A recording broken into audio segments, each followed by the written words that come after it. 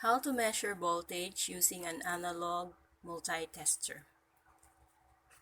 We're going to compute for the voltage, but before we proceed to the lesson, let us first have or read the different quantities and terms used in electrical.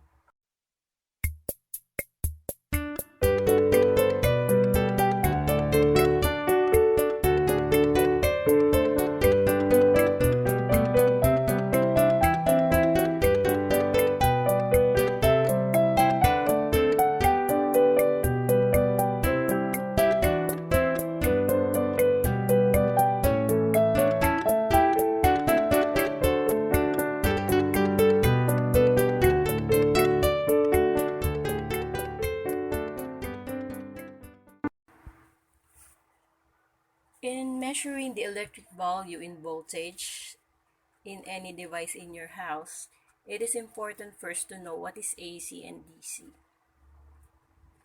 When we say DC, that is what we call direct current, and AC for alternating current. Direct current is that the current flows only one way, whereas the AC or alternating current, the flow of the current changes, or the flow of the current flows in different.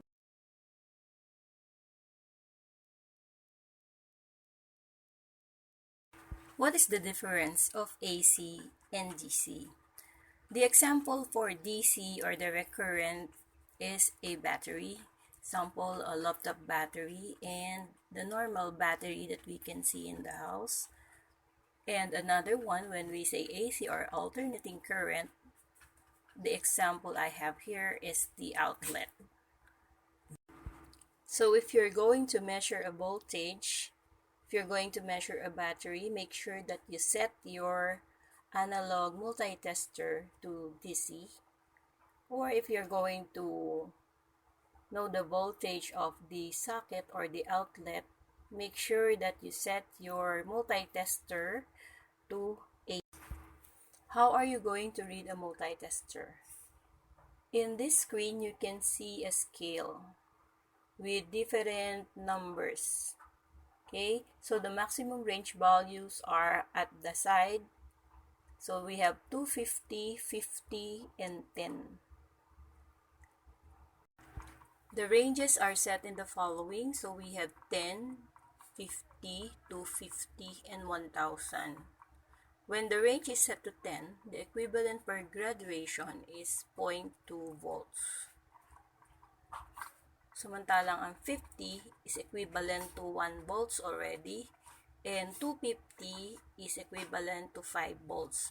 If you are going to use the 1000 range, the equivalent is 20 volts. For example, you're going to measure the voltage. So, if you're going to set your range value to 10, you will notice the pointer moves. Okay, yung guhit na black, gumagalaw siya. So, pag gumalaw yung pointer and it stops in one side, that is the read. If you're going to look at the scale, you can see the number guides. So, the numbers above here, these are the guides. So, we have, if you use the 10, range 10, just look at the numbers succeeding here. So, we have 10, 8, 6, 4, and 2. And if you're going to use 50 range, the numbers that you can use as a guide are the succeeding ones: 40, 30, 20, and 10. Whereas in 250, you can see that it is followed by 200, 150, 100, and 50, the minimum.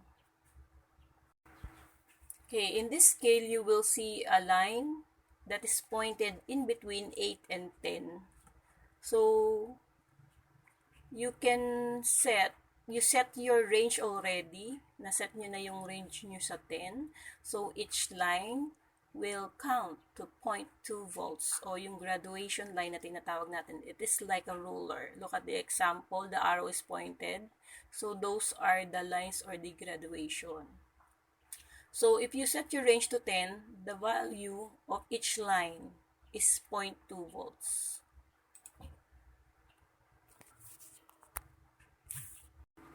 So if you're going to measure a voltage, if you're going to measure a battery, make sure that you set your analog multitester to DC. Or if you're going to know the voltage of the socket or the outlet, make sure that you set your multitester to AC. Okay, in our slide, so it is set to range 10. So the guidelines, the guide numbers that you can see at the bottom, the 10, 8, 6, 4, and 2, is visible at the bottom. So I draw here the lines to make it easier. So each line is equivalent to 0.2. So for example, yung 2, 3, 4 na na-drawing ko sa baba. So yung 2, you can see that in the scale. Yung 3, invisible. Yung nasa gitna ng between 2 and 4. And then yung 4, yun yung set sa guide natin na nasa taas sa may scale. Okay. So in each line, sabi, it is equivalent to 0.2. So the first one is 0.2, 0.4, 0.6, 0.8. Then followed by the other group. After 3, meron uling 0.2, 0.4, 0.6, 0.8. Then followed by 4, again the same. 0.2, 0.4, 0.6, 0.8. And so on.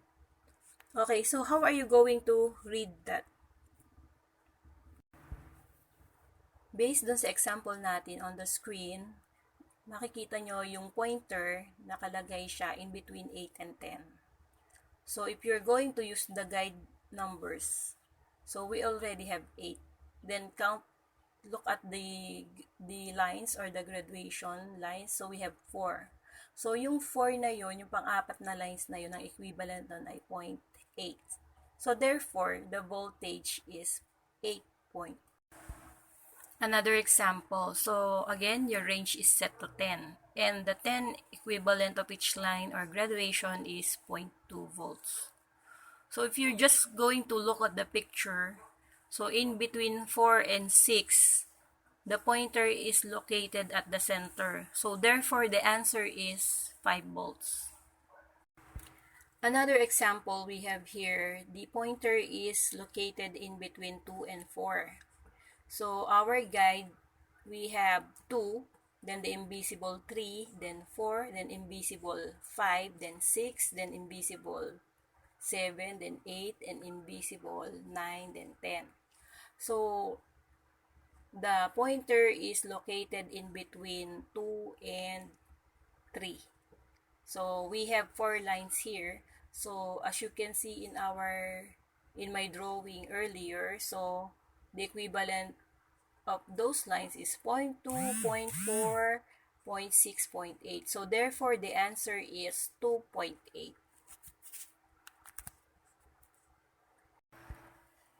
Another one, if you're going to set your range to 50, so each line will count to 1 volts.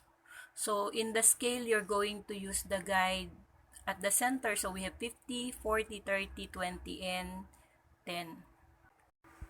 Another example here. So you will notice that the pointer is located in between 30 and 40. So sa 30, meron tayong dalawang lines after 30. So sabi dito, pag nakaset yung range mo sa 50, equivalent ng bawat graduation or bawat line is 1 volts. So therefore, yung 30, then add mo lang yung dalawang lines, so the reading is 32 volts. Okay, based on the example class, so if you're going to count the lines, so the lines we have are 15. So therefore, yung 15, you're going to multiply it by 5. The answer is 75 volts. But the other way around, to look at the multitester, you just use the guide. So in our guide, you will notice that we already have 50 there. So 50 plus yung 5 lines. So yung 5 lines kasi natin, time is 5. So therefore, it is 25. So 50 plus 25 is 75. So 75 volts is the answer.